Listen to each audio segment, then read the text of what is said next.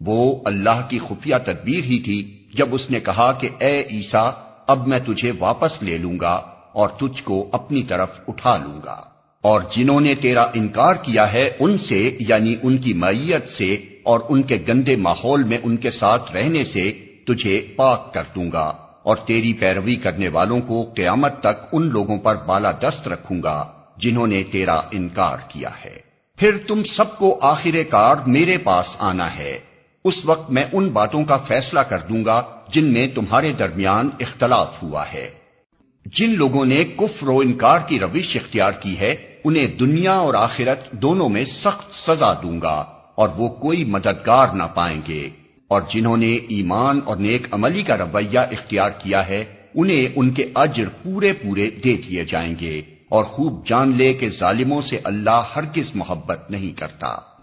یہ آیات اور حکمت سے لبریز تذکرے ہیں جو ہم تمہیں سنا رہے ہیں۔ اللہ کے نزدیک عیسیٰ کی مثال آدم کی سی ہے کہ اللہ نے اسے مٹی سے پیدا کیا اور حکم دیا کہ ہو جا، اور وہ ہو گیا۔ یہ اصل حقیقت ہے جو تمہارے رب کی طرف سے بتائی جا رہی ہے، اور تم ان لوگوں میں شامل نہ ہو جو اس میں شک کرتے ہیں۔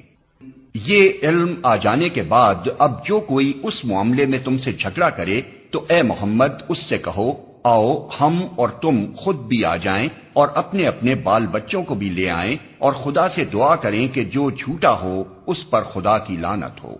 یہ بالکل صحیح واقعات ہیں، اور حقیقت یہ ہے کہ اللہ کے سوا کوئی خداوند نہیں ہے، اور وہ اللہ ہی کی ہستی ہے جس کی طاقت سب سے بالا اور جس کی حکمت نظام عالم میں کار فرما ہے۔ پس اگر یہ لوگ اس شرط پر مقابلے میں آنے سے منہ موڑیں تو ان کا مفسد ہونا صاف کھل جائے گا، اور اللہ تو مفسدوں کے حال سے واقف ہی ہے۔